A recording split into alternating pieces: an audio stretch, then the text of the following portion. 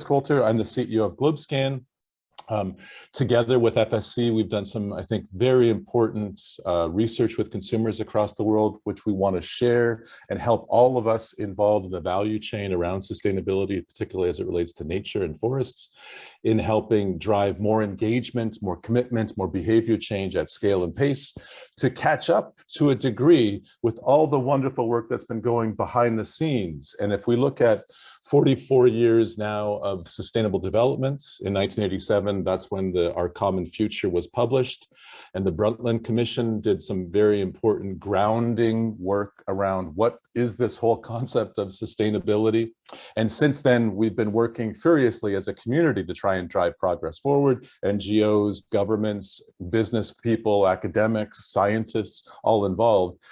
And we're finally seeing some very important fruition of all that important work on the supply side. And if we look at COP26, for example, was just completed last week, we see some pretty, while the glass can be half full and half empty on the full outcomes of COP26 and lots of debates related to that, we certainly see some important elements related to the nature agenda and the forest agenda that came out of that, including 33 financial institutions representing $8.7 trillion in assets under management, committing to phase out deforestation from agricultural commodities by 2025, so a tangible short-term impact. We also saw 95 global companies commit to being nature positive by 2030. And we saw, of course, 134 countries representing 91% of the world's forests endorsing the Glasgow Leaders Declaration on Forest and Land Use, which will aim to halt and reverse forest degradation by 2030. So lots of important momentous decisions were made. And yet we still have this big challenge related to the whole notion of how do we get 8 billion people to also live differently and commit and purchase and choose products and services that are aligned with their values around nature, forests, and sustainability broadly. So that's what we're going to try to attempt to do in 45 minutes. And I would love to introduce the marvelous panelists of thought leaders we have here, and we'll go through that. First, we will hear from Caroline Holm, who's the Senior Director at GlobeScan and a colleague of mine, and she's based in London. Please say hello, Caroline. Hi, Chris. Hi, everybody. Hi, fellow panelists as well. Wonderful. And then we'll hear from Jeremy Harrison, who's the Chief Marketing Officer at FSC. Hello, Jeremy. Hi, Chris. Thanks very much. And as co-host, I'd just also like to apologize for the long delay for getting started today. So that was unfortunate, but we're good to go now. And my name is Jeremy Harrison. I'm the Chief Markets Officer for FSC International. Thanks. Wonderful. And that delay builds the anticipation for the wonderful, marvelous thoughts that all of you will share. Then we're going to hear from Tanya Elrod, who is the Senior Director of Communication Sustainability in Family Care at Procter & Gamble. Hi, Tanya. Thanks for having me. Yes, and you'll see there's a pattern here. Caroline and Tanya have something similar. And we'll see, last but not least, we'll hear from Tina Nguyen from Hunter Boots, and she's the Global Sustainability Lead. Hello, Tina. Hi, everyone. Thanks so much for inviting me today. And you can see Caroline, Tina, and Tanya all have FSC green on them, and Jeremy and I did not get the memo, unfortunately. So let's look at the agenda quickly. Caroline, if you could pull up those slides, and we shall just give people an overview. As we're going through, we would very much appreciate any questions or comments you have. So in the LinkedIn function, you can do that, and please submit your questions as they come to mind, because we're gathering them at the end. But we want to go through, first of all, Caroline's perspectives on consumer views on forest sustainability from this important global research that we did together with FSC. Then we'll hear Jeremy's perspectives on this and what does it mean from an FSC orientation. And then we will also hear again from how Tanya at P&G is approaching FSC certification and the importance of it. And then finally, we'll hear from Tina in a different category and how they at Hunter Boots are also approaching this as well. We'll wrap it up. We'll have a Q&A as we get to the bottom. But without further ado, Caroline, why don't you take us away into the consumer research, please? Great, thanks, Chris.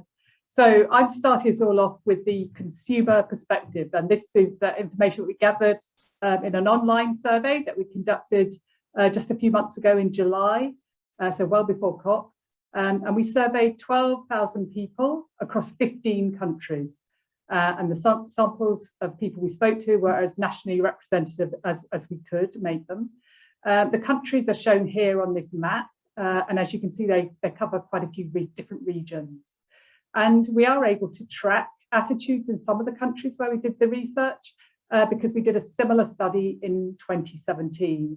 So those countries where we have some tracking results are just shown in orange here. So I will refer to some of those as we look at the results. So where I'm going to start is with issues that people as citizens are concerned about. And we can see on this chart that at the very top of the agenda are health issues. They're related to COVID and then climate change. So at the top there, 53% of people put health issues in their top 3 worries, and 41% put climate change in their top 3 worries. And we've seen this over and over again in GlobeScan's research that we've been conducting over the years, and especially this year. We found that overall, more people are worried about more things. And climate change is a bigger concern than it's ever been. And in the tracking countries, you can see we've got a little note on that. In the 8 tracking countries, concern about climate change has increased 15 points since 2017, more than health, which where we saw an 11-point rise, and that's in spite of the pandemic. So high levels of concern about climate change. But then when we focus in on forest issues, we can see in this chart that a couple of things, that 2 things are at the very top of the agenda in the public's mind. So first of all, loss of biodiversity, and that's ranked in their top 3 by 42% of people. And then the climate impact of deforestation by 39% of people. So the link between deforestation and climate change is really concerning for people. And then below that, we can see a whole host of other forest issues that worry people. So that was people as citizens. Now we're going to look at people as consumers and as purchasers of wood and paper products and find out a bit more about what they think. So in our survey, we tested out a series of statements with consumers, and that we found that there was high levels of support for sustainable forestry across pretty much all of these statements. And top of the list, we've listed all the statements here, top of the list, we can see that at least 8 in 10 people expressed agreement in preferring products that either protect biodiversity, that avoid deforestation, or that are made of renewable materials, or all of those. So people's concerns we saw just now as citizens those are carrying through to their attitudes as consumers. But then when we get to their motivations as shoppers, what do they value most? Well, to understand this better, we used a trade-off technique called maximum differentiation, where we wanted to measure consumers' priorities when they choose wood and paper products. And when forced to make a choice, we found that their values carried through to their motivators. So this chart that I put up now shows the numbers show the importance scores for different motivators when people buy products made of paper or card. And we have color coded these, so you can see that the conventional purchase drivers are shown in that dark gray, environmental, so sustainability drivers in green, and then origin drivers are in the dark blue. And as you can see at the very top there, the top 2 motivators for buying paper products relate to biodiversity and responsible forestry. And these are actually ahead of quality and recycled materials in people's minds. Price, you can see, is lower down on the list and lower than we would normally see when we do this kind of exercise. So to another set of people, we asked the same question, but this time it was about wooden products. So that's things like furniture, toys, flooring, a host of different things, more sort of larger items. And we found a slightly different picture here, and quality was top of the list. And then that was followed by biodiversity and responsible forestry. And you can see on the chart here that being independently certified was ranked at number 4. The one I showed just now, it was at number 6 for paper products, if you recall that. So thinking of independent certification, we asked some questions about this, and we found that demand for independent certification is high, with just over 3/4 of people in the 15 countries agreeing that information about sustainability on products should be certified by an independent organisation. And that number is just shown on the left-hand side there, that green bar on the left for the 15 countries. And if you look across at the different countries that we show on here, you can see that percentage has increased in all of the 8 markets where we conducted this research back in 2017. So support for independent certifications generally is pretty high. So let's move on to look at FSC specifically. So first of all, we found that 56% of consumers across the 15 markets recall seeing the FSC label. And if you look at the pie chart, you can see how that's split, with 23% of people seeing it often and 33% seeing it occasionally. And of course, these numbers vary quite a lot by market, but overall recall is higher than for any other forest certification in countries where FSC products are available. And then we found that trust in the FSC is also high. And you can see in that pie chart on the right-hand side that 55% of people have a lot or complete confidence in the FSC to protect forests. Only 11% of people say they have little or no confidence. And when we kind of net out those two extremes, we've done that in the bar chart on the left-hand side, you can see very high net positive trust scores for the FSC, for certifications generally, for NGOs, and also for individual people. But confidence or net trust in companies and governments to protect forests is much lower, and going even into negative territory in the government trust levels. So finally, my last thing I wanted to share was the levels of support that we saw amongst people who have some knowledge of FSC. And we can see on the bars here that 74% of people say they would recommend FSC products to their friends and family, and 61% in the third one down saying that they would probably or definitely pay more for FSC products. And if you think back to earlier, we saw that price is a weaker driver of purchase compared to sustainability related factors. So I'm going to end there and hand back over to Chris for any quick questions. Thank you so much, Caroline. It's fantastic. And just a quick question to you.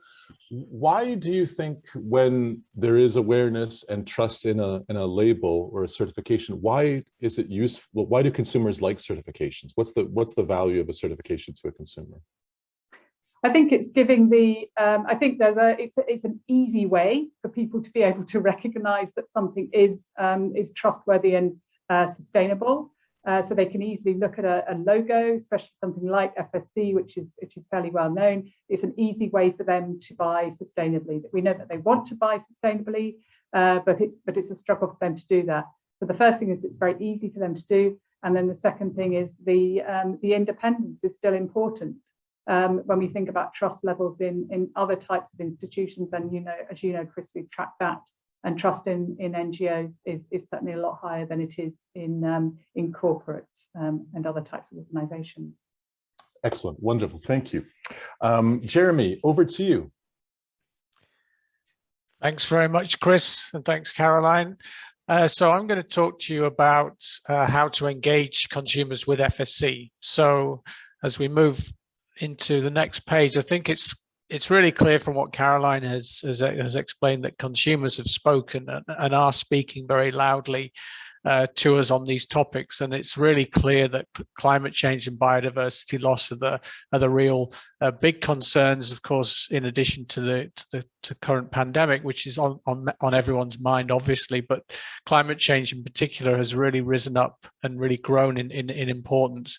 And what's really interesting from FSC's perspective is that forests really are a key connection point to these issues. People understand that forests play a significant role in the climate, and therefore the ability to influence that through choosing forest products that support sustainable development, I think, are really providing that connection.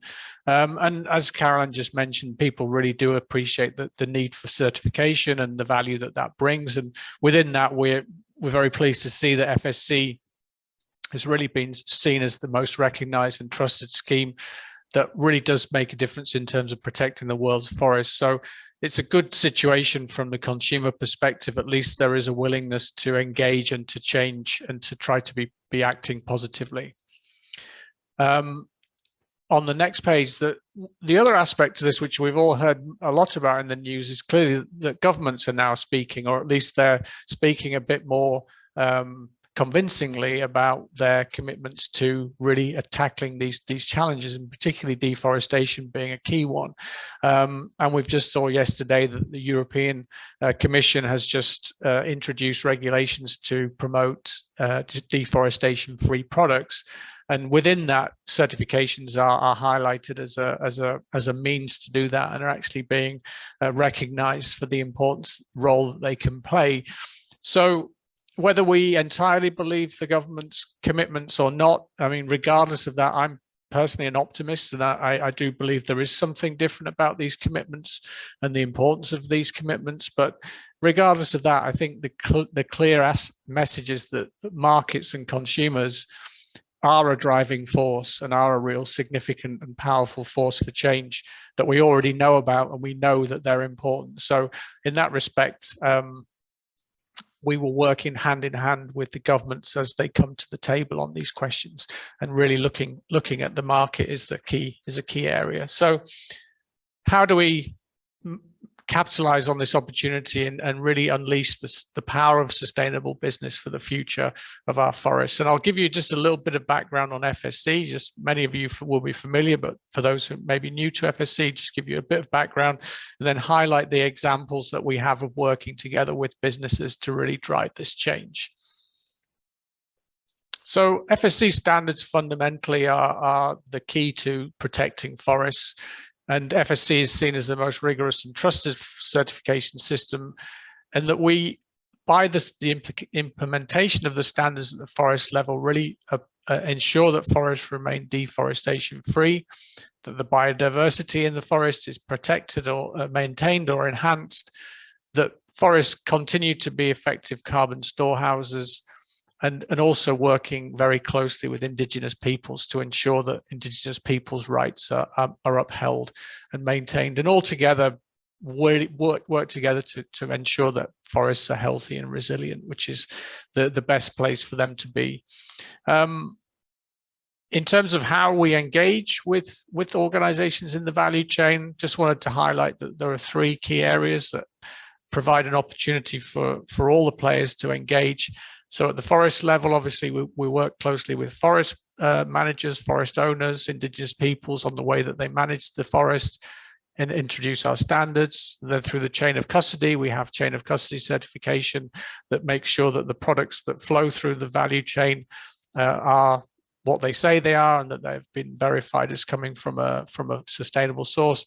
And then at the downstream level, we also have opportunities to work with us on with a promotional license agreement to really emphasize and promote the value of FSC labeling on products that you're producing or selling as a retailer or a brand owner.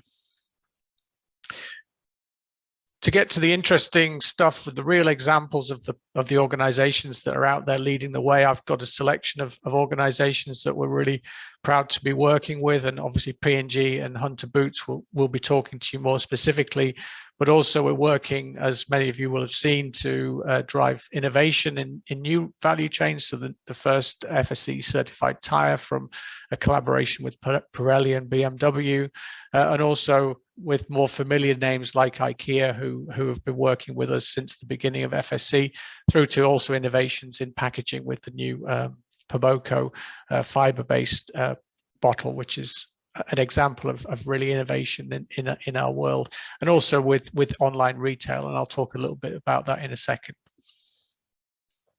So just picking up on a few examples. So one of the players who's really at the, has had quite a lot of experience working with FSC over many years, since many years ago, working and bringing FSC into their product range and really having an impact at scale. So, Tetra Pak having approximately 183 billion packs sold in 2020 that were FSC certified. So really big scale, big impact. And these are core players that we've worked with for many years. Moving through to other more sort of new collaborations, working with Target, the retailer in the US. This is a good example of multi-channel activity, working with multiple partners, in this case with Levi Strauss, to really emphasize the sourcing of sustainable materials through different channels, through online retail, through point of sale in the point of purchase arena, and on social media. And of course, mentioning online shopping, this is certainly since the pandemic, this has really risen in importance as a key way for consumers to shop and to engage with brands and engage with their shopping choices. So we want to really embrace this new area of importance. It's always been important, but it just continues to get more and more important over time, and really use that opportunity to communicate with consumers about what products can you choose that are more sustainable and have more responsible sourcing, and working with organizations like Amazon to be part of their Climate Pledge Friendly program, where more sustainable choices are flagged in their assortment. And we're very pleased to have worked very extensively with Amazon to make that possible, and also with Target, again, really showing how you can communicate more information through an online platform if you do this in a compelling way with good information and good signing around the labels that are available. And then finally, this is my final page. Beyond consumer packaged goods, there is also a whole world of opportunity where we can make an impact. So timber is clearly used in many ways, and specifically with construction, there's a huge opportunity to introduce sustainably sourced wood in construction of wooden buildings, wooden interiors, just emphasizing the use of wood as a material. And Canary Wharf is one particularly good example where a serious commitment has been made to sourcing FSC materials in that development. And then linked to that, tropical timber is extremely important for us. One of our key strategic goals is to really protect and enhance the forests in tropical regions. And part of that is encouraging people to use tropical timber from sustainable sources, because in actual fact, sourcing responsibly from tropical timber, tropical forests, is a sustainable way of actually protecting the forest, because it gives a value to the local communities and to the forest owners, which can prevent them from being tempted or forced to convert the land for other uses. So although it sounds slightly ironic that you would be protecting the forest by harvesting the aspects of the forest, our standards require it to be done in such a careful way that it does maintain the forest in a very healthy and resilient state. So it's actually a good way to protect forests by actually using them in areas where that's applicable. So that's a way that FSC can really promote tropical timber, as well as the other sources of timber around the world, and that's a key goal for us. So working more with these sectors to engage and communicate around the benefits and the opportunities. So those are the examples that I wanted to share with you. You'll hear more from Tina and Tonya in a second, but over to you, Chris.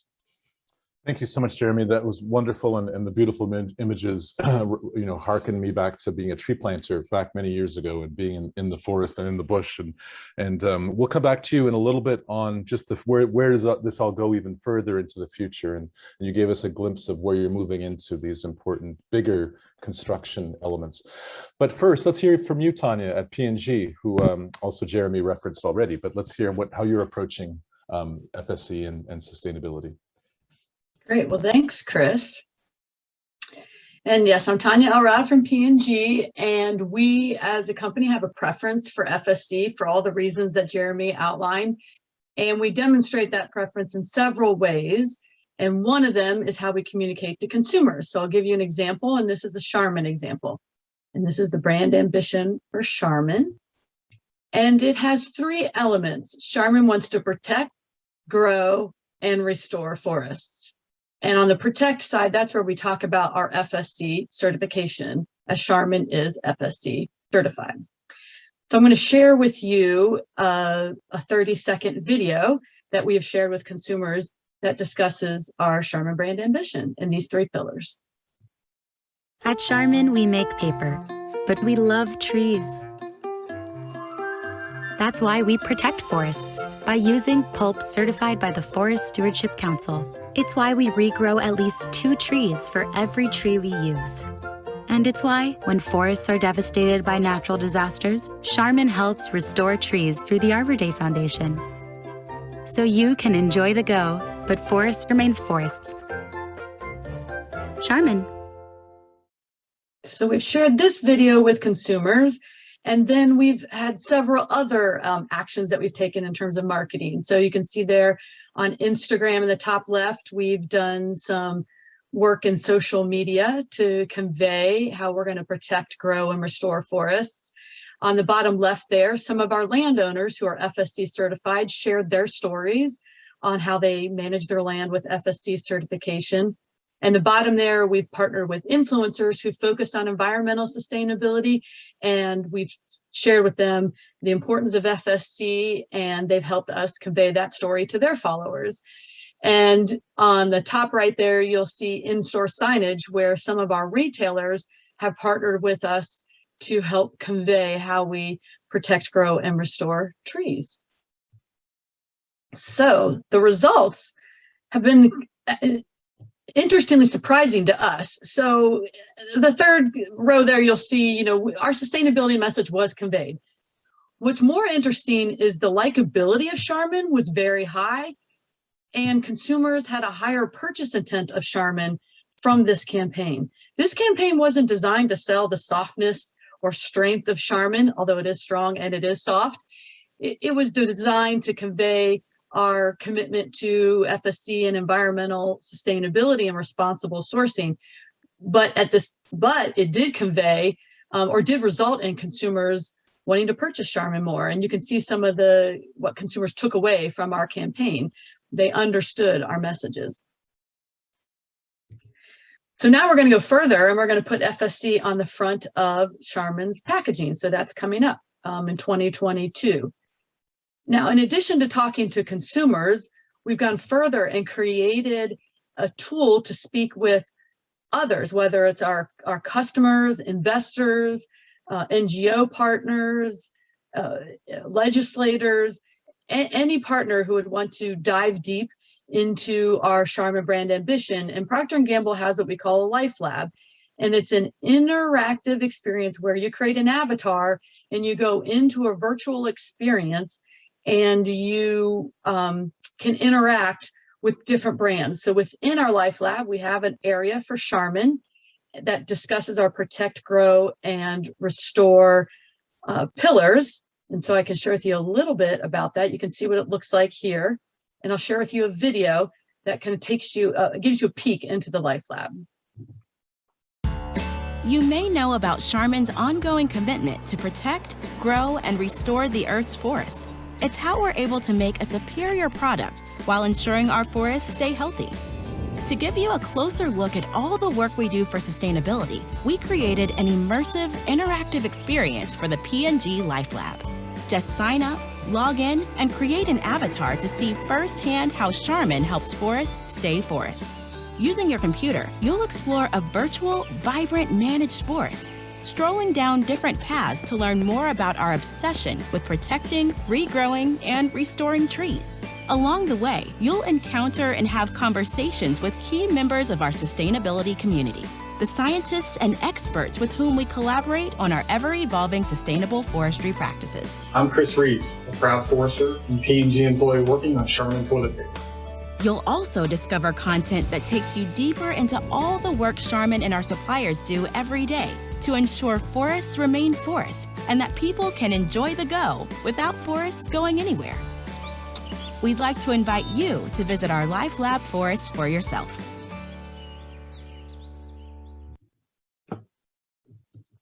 So that's a little of how P&G is communicating FSC to our consumers. Back to you, Chris. Thanks so much, Tanya. A quick question to you on the Life Lab. Are you also getting positive feedback from consumers who are immersing themselves into that metaverse that you've created? If we could invite all of our millions of consumers into Life Lab, we would, but to date, so far, it's been our partners and stakeholders that we've invited in. Maybe we'll have to figure out via the metaverse how to invite millions of consumers in. There's an opening there, maybe. Wonderful, great. Right. And I did see in the last video of the tree planter and stomping with a boot. It might have been a hunter boot, maybe, Tina. I don't know. Well, we can investigate that, but there could be something there. But let's hear from you and what you're doing at Hunter Boots. All right, thank you. Yes, we will look into that after this. See. Can you see this? Okay, that looks great. Good. All right. So thanks for having me. I just wanted to start out just a little bit with an intro about our company. So Hunter was established in 1856 in Edinburgh, originally making a wide range of rubber products, but most notably the rubber Wellington boot that we're known for today. So our boots are made with the same original techniques, handcrafted from 28 individual pieces of rubber, and obviously natural rubber is tapped from rubber trees. Because Hunter is the world's most globally recognized rubber Wellington boots company, and we hold 2 royal warrants, we know it's just incredibly important to lead by example. So that's why, we do a great deal of due diligence in our supply chain. And given that rubber is our most valuable raw material, it's just really important to us that this is sourced sustainably. So in August this year, we launched Hunter Protect, which is our sustainability strategy and initiatives. We outlined 3 key pillars, which are protect our forests, protect our resources, and protect our communities. We also made 8 specific commitments for the year ahead, which I'll just very quickly scroll through here.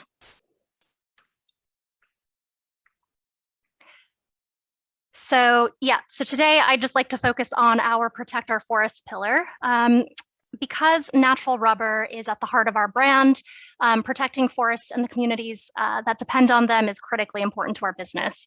So this is why we made the sector-leading commitment that 100% of our footwear will be made from FSC certified natural rubber by 2025. FSC is the gold standard for responsible forestry, whether we're talking about packaging, wood, paper, or rubber. So sourcing certified rubber gives us the confidence that our rubber meets the world's strictest ecological and environmental standards, that we're not contributing to deforestation, and that the rights of local and indigenous communities are being protected. So in order to meet FSC's stringent requirements, we've been working really hard to transform our supply chain and kind of bring our suppliers along on this journey with us. So we invited all of our existing rubber suppliers, rubber footwear factories to become FSC chain of custody certified. So we've been working in close partnership with our suppliers to improve standards and achieve best practice in responsible forestry. And with the help of Rainforest Alliance, we've published our forest materials policy. We developed a manual on responsible forestry for land managers, and we're also planning to conduct training across our business and throughout our supply chain next month. And we'd really like nothing more than for other footwear brands to join us on this journey. We've been buying rubber from one plantation in particular in southern Thailand for 13 years, and they're obtaining their FSC certification this month. So it's really important to us as a business that their business also thrives. So for us, this is not a competitive space. We want there to be high demand for this valuable commodity, so that more rubber plantations globally can start adopting the FSC standard as well.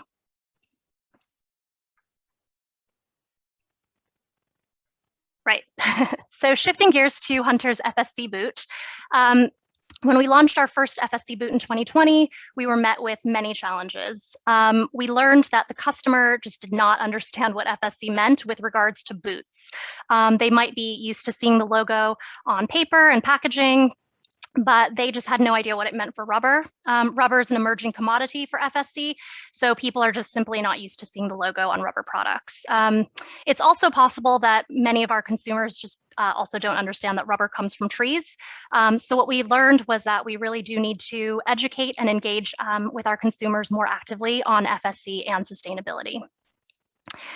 So when we relaunched the FSC boot, we did it in conjunction with our Hunter Protect launch in August.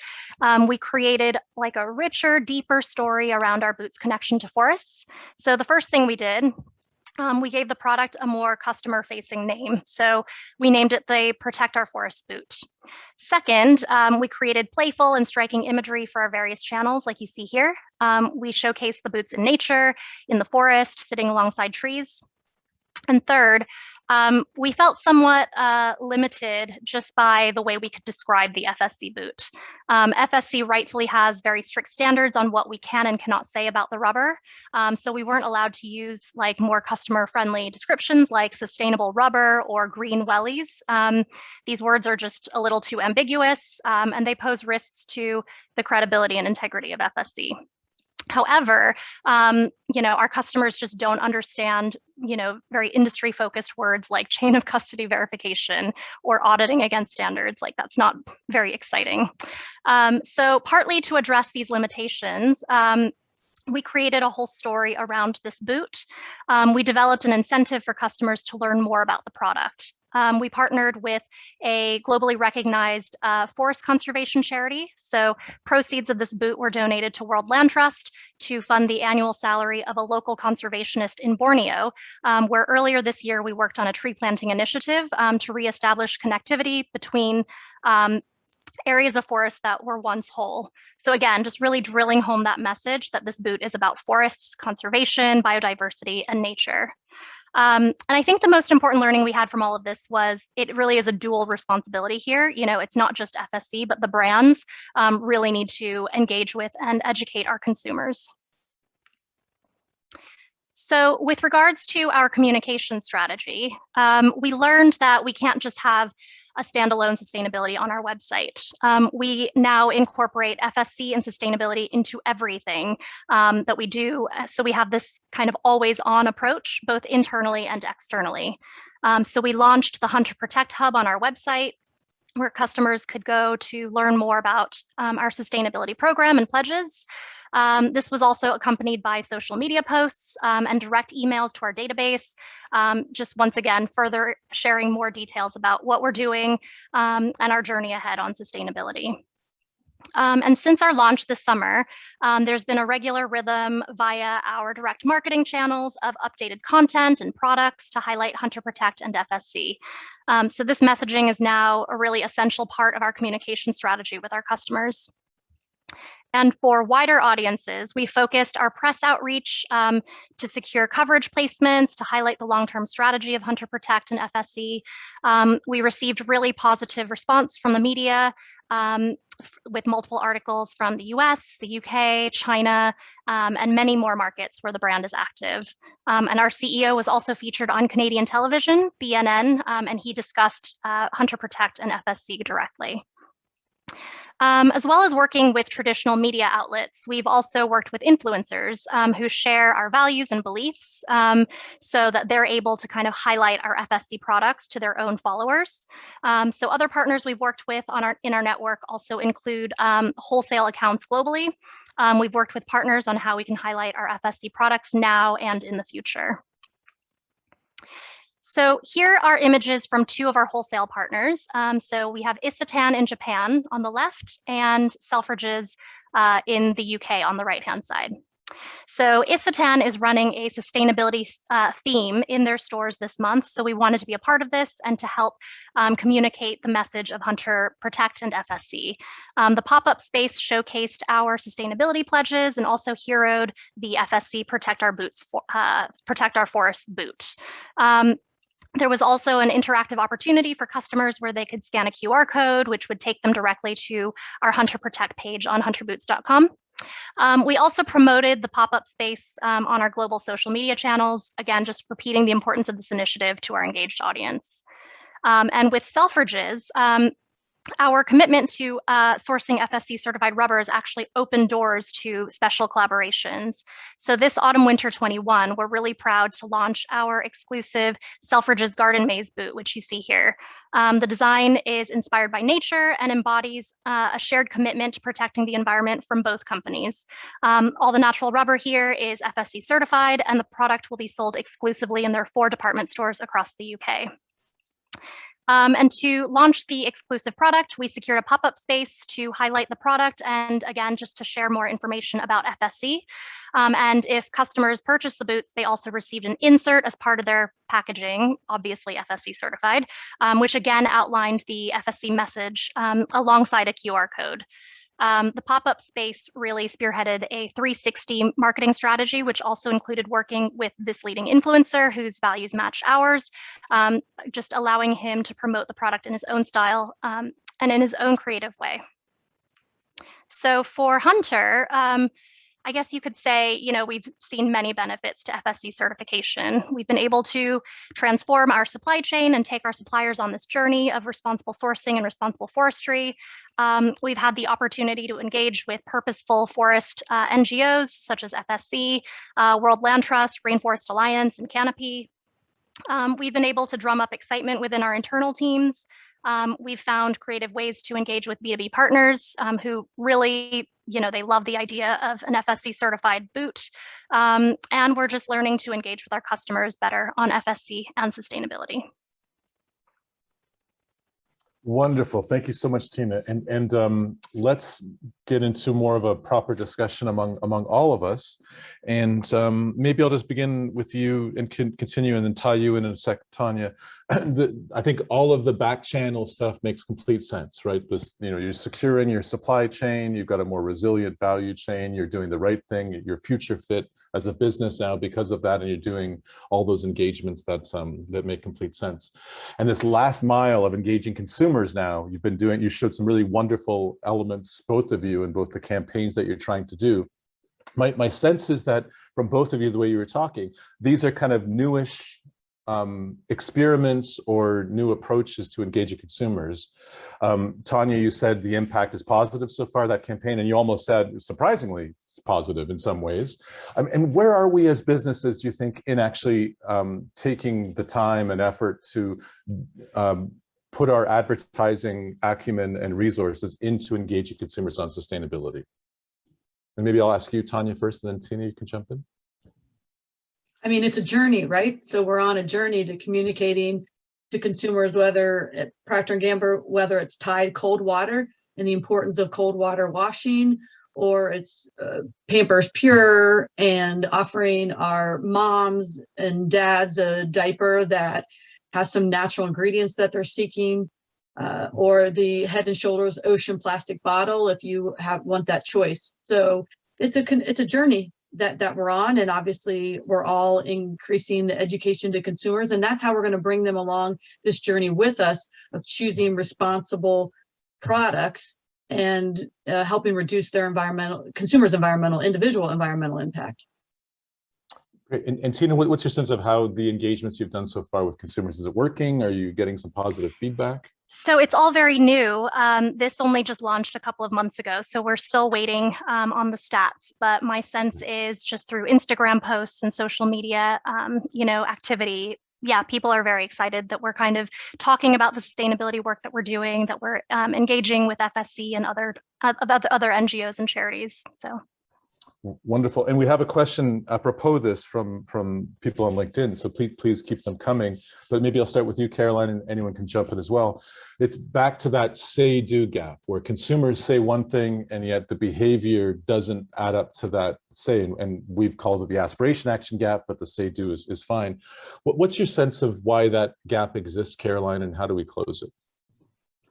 So we've done quite a lot of research on this, as you know, Chris, ourselves, and also in partnership with IKEA quite recently, looking at climate action. And I think understanding some of the barriers is very helpful, some of the barriers to action. And we know that there are 4 main barriers stopping people from taking climate action: lack of government support, lack of business support, price is also an issue, and not knowing what to do. And just to touch on a couple of those, I think on the business side, so we've heard a bit about from Tonya and also from Tina about how people can buy more responsibly. So some of those communication, campaigns are just so helpful in enabling people to buy more responsibly. I think there's also a side to consumers seeing what business is doing themselves as well, so in their operations. I think that's another piece that's really important. On the price side, people are quite price sensitive to climate solutions. They see things like Tesla cars, and they see some of these sort of higher priced options, and they're keen to find sort of more cost effective, more affordable, accessible options.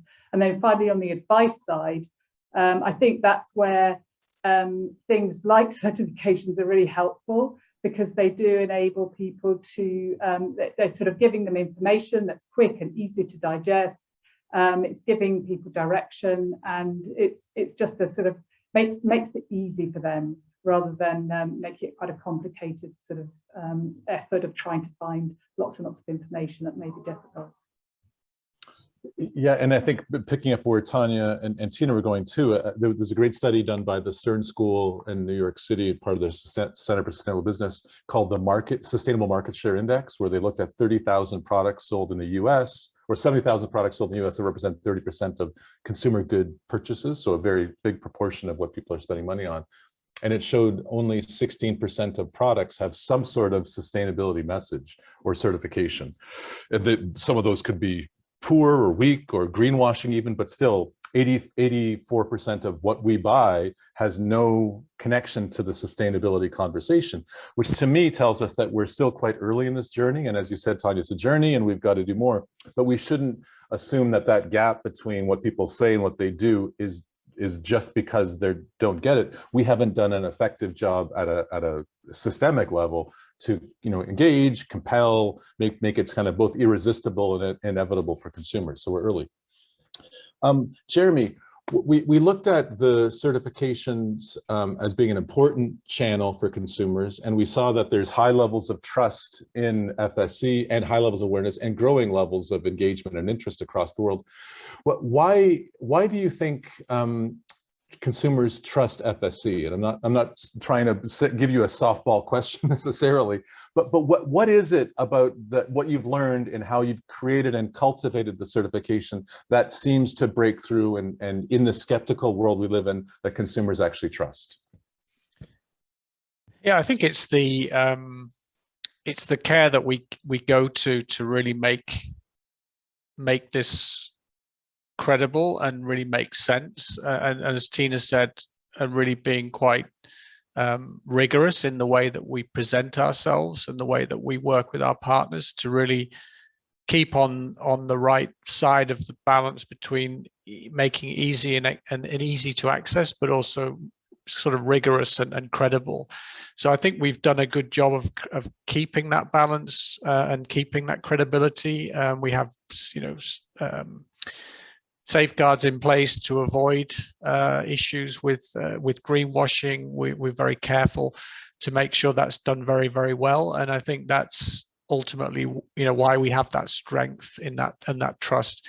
And it's easy to lose that if you go off track. So but on the other hand, we want to really engage much more. And as you say, this is really the beginning. I mean, we have a fantastic platform in terms of the level of recognition, which is really outstanding from where we are now. But now is the time to really go deeper into those communications and really start engaging and creating enthusiasm and understanding about what we're doing to take it to the next level of real engagement. And I think that's sort of to link to the previous question around the bridging the gap between attitude and action, is we've got to make it easy, but we've also got to make it credible and inspiring and create some real understanding of the opportunities and the impact that this is having. So it's a tremendously exciting prospect.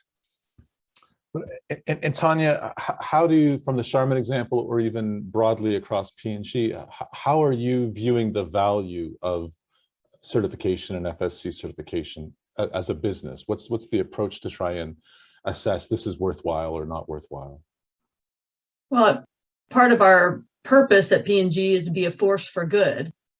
And part of being a force for good is ensuring that the work that we're doing and the way that we source our ingredients and our materials is responsible. And these are areas where FSC is the expert. In this case, and in other cases, there's other certifications where they're an expert in areas where we may not have that strong of expertise. And so to partner with credible third parties to work together on our supply chain sourcing, it helps us achieve that purpose of being a force for good.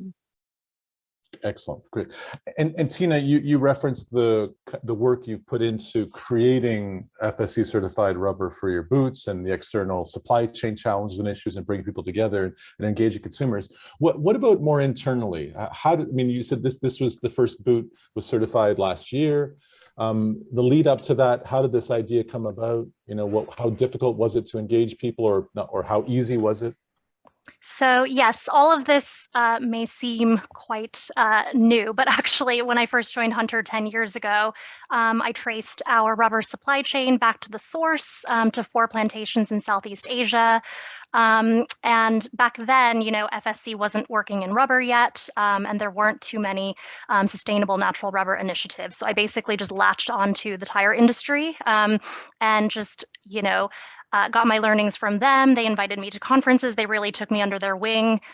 So through them, I was able to learn quite a lot. And I started engaging with our suppliers even in those times, just to kind of understand what it was they were doing well in terms of forestry, what their challenges were on human and labor rights and in the environment. So yeah, I was just trying to do all of that with no real expertise. But luckily, FSC came along at just the right time.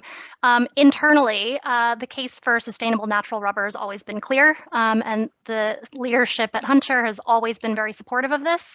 I guess it was just a matter of how we went about it. We had to conduct various exercises on pricing, available supply of the specific grade of rubber that we buy, volumes of rubber needed for various, key product ranges, and also convincing our factories and our plantation partners just to become certified.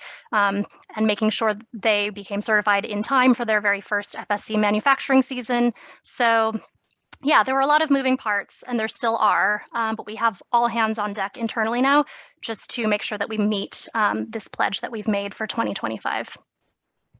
Wonderful. And let's talk. Let's talk a little about the future of certification, if we could, Jeremy, because I think Tina, you referenced it was uncharted territory in some ways, and you had to build the system to create the supply for sustainable rubber for your boots and FSC certified. And you referenced, Jeremy, some areas you're going into around tropical hardwood in particular, and construction, other almost. But where do you think? How far we want to talk? 5 years, 10 years from now? But where does the entire certification movement move, do you think? And how do we approach the potential ambitions or the limits of sustainably sourcing everything that we grow on the planet? Well, I think it's going across many different fronts, obviously, and many colleagues working in different areas. But obviously, we're working on the fundamentals of the system to strengthen those, to improve the level of integrity within the system using technology, investing in blockchain, in order to be able to really have more confidence in the system and to build even more trust in our approach and the work that we're doing. And then I think from that, building a much bigger base of impact information. So really helping people understand what the real impacts are on the ground, what are the real metrics, what's the reality of the benefit that this is creating. And then I think the third area is really bringing these together in a communications approach that kind of builds on the credibility, but also makes much more easier engagement, more fun, more interesting, more inspiring messages, working with our partners on those areas and innovating in terms of being easier to find and easier to choose through online retail is a good example of that. So really working to make it easier for people to make that choice. And I think that links back to very much what Caroline was saying about ease of choice and making life easier for people to make the right choice. So a whole range of programs. I mean, we're going through a really exciting time within FSC, really building on all of these areas of what we do to really make a bigger and bigger impact. So with climate being a key focus, of course, plus biodiversity. So yeah, it's a very busy agenda for us looking forward. I can imagine the demand is going to be intense. And you're right, there's the climate nature agenda increasingly, I think, connecting and linking. And it's, as Caroline showed, the growth in consumer concerns and expectations for action on climate have been quite remarkable over the past 5 years. Then there's also circularity, I think. And I don't know how FSC approaches circularity and as a player in this. Yeah, this is an extremely important aspect of what we do. We're looking to develop our approach to this. I mean, we already have a very strong component, which is the recycle label. So FSC offers a recycle label, which is really a key driver of reuse and reclaiming material, bringing it into the system to ultimately take pressure off the forest. So, you know, we are the Forest Stewardship Council. We see ourselves as stewards of the forest, and we'd like other people, all of our stakeholders, including consumers, to also, you know, join in on that vision of being stewards of the forest. And so, by promoting our recycle label, you know, we take pressure off the forests, and we find other ways to supply the needs of the market for fiber in particular coming from recycle. But there's also opportunities to reclaim timber and reuse timber in different ways. So we're very keen to develop that and communicate more about that label. It's something we haven't done a great deal of in the past, but something that we'd really like to extend and develop further so that we can, you know, really truly deliver on our mission of being the forest stewards and really using these opportunities to support. So yeah, circularity is a key theme for us. Wonderful. And Tanya, the Charmin example was powerful in many different ways, but one that was very simple but clear around every tree you use, you plant two, and also the disaster relief or support to make sure forests are healthy. This is a net positive frame. Is this something that Charmin would embrace, that concept? Or I know P&G is also looking at that concept as well from a net positive nature impact. Is this something that you're thinking of? Yeah, so for all of our paper products, for every tree we use, at least two are regrown. And that's the work that we do with our suppliers. Tina outlined the work that they're doing with our suppliers. You can just copy and paste that. That's exactly the type of efforts that P&G is undertaking with our suppliers to ensure responsible sourcing. And in terms of forest positive, yes, we want to do projects like restoring forests that are devastated by natural disasters, as you can see that Charmin is doing. We're also doing work in Brazil and in other areas. And we have a page that outlines all of the forest positive projects that Procter & Gamble is undertaking. So that's maybe something that we could share if anyone was interested, so you can see the different areas that we're doing work in. Please do. Maybe on the LinkedIn we can post something like that so people can dig into. Yeah. And Tina, it's an old brand from Edinburgh. The Queen and the monarchy uses the brand, so it's an iconic brand in the category of boots.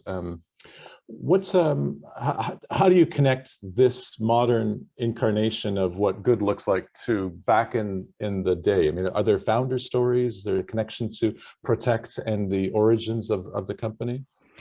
Sure. I mean, I think Hunter, you know, is known for this product that protects your boots, protects you from rain. We have a full lifestyle, you know, range, jackets, etc., that protect you from the elements. But actually, I believe Hunter used to produce and manufacture footwear for soldiers during World War I, actually. So that's waterproof footwear, you know, to wear in the trenches. So yeah, definitely. Yeah, Hunter's history is rooted in that protection. Excellent. And Caroline, a question to you, because I know you've led a lot of our work on certifications broadly, and the one slide you referenced showed that when it comes to wood products, quality was really quite substantial as part of a purchase driver. What is your understanding or view of sustainability and quality, and how does these things work in the modern age? That's a massive question. We could do another webinar about that. I think they're intertwined, and I think consumers get that more than ever. So they understand that quality means durability, and they're getting that message more and more, especially in relation to, if we're looking at circularity, as we've just said, is becoming more and more important. So they are increasingly understanding that it's not just about recycling, it's also about making things last that you already have. So I think there is certainly a quality piece that's more and more important, but there's also a price factor in there as well. So there's sort of accessibility, quality, and sustainability are really the key things that people are looking for. Wonderful, excellent. Well, let's go back to you, Jeremy, and share some last takeaways for all of us to think forward, and then we can close the webinar out. Great, thanks, Chris. So the screen should be coming up here. Great. So yeah, just as a way of wrapping up and leaving you with some ideas for how to take this forward and join with us on this journey together. So we've got 6 ways that you can work together with us on this. So firstly, become FSC certified. If you're a business and you're sourcing forest materials, obviously make a commitment to source 100% of FSC. That's a great way to make that public and to give yourself an incentive. And we've heard from Tina and Tonya who are also clearly on that journey, and it's a really good way to make change happen and move along in a rapid way. Next up is linked to that, creating a forest policy to really signal to your suppliers and partners in the value chain that you really mean business when it comes to committing to changes in your sourcing policies to really amplify the fact that you're looking for FSC certified material and really making a commitment. In the next area of really working to raise the profile of forest sustainability in your consumer communications. I mean, we've seen some, outstanding examples today of how organizations are doing that, and we're really keen to support you with that. We want to work together to give you the information and the content, and also bring some creativity and ideas into this discussion, and really drive that communication sort of in a more engaging way.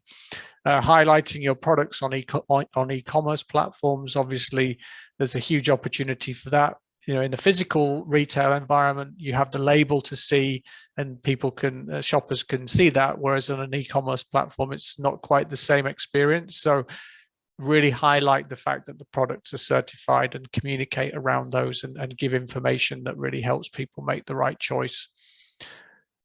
Of course, you could also become an FSC member, and it's a very powerful way to get involved in our system, and you will then have a part to play in driving the future of the organization. FSC is a membership organization fundamentally, and becoming a member is a great way to play a part in the governance of our system and really make an influence on that. And then finally, as consumers, as we all are consumers, at the end of the day, look out for the FSC label when you're shopping.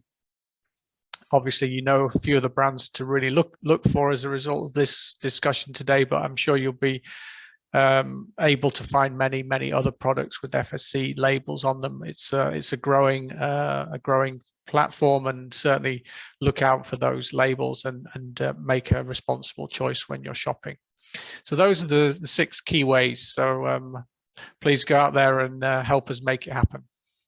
And I think it's such a fantastic counterpoint to the complexity of sustainability, where we have a very rigorous, robust solution that's a systemic level, as you noted, which is what we need, systemic change, and yet has a very simple catalytic role for 8 billion of us to live differently and connect those dots. So it's a beautiful framework, and I do love the forests for all forever strapline. It's exactly, I think, what we need to do and what we're increasingly collectively aware of. What's the obvious solution for us to deal with the existential threats that are facing our species. So with that, I would love to thank everyone. Thank you, Jeremy, for co-hosting and sharing your perspectives. Thank you, Caroline, for taking us through the research. Thank you, Tanya, for sharing the Charmin and P&G journey and story and leadership you're exhibiting. And thank you, Tina, for also getting us into the Hunter Boots Protect program and how you've committed and driven the rubber certification. I think dramatically that'll open up again to more scaled approaches to protecting that part of our forestry world. And for all of you who listened in, we appreciate your time, and we hope you share this with others, and please join the efforts too. Thank you very much. Thanks a lot. Thanks, everybody. Bye-bye. Bye-bye.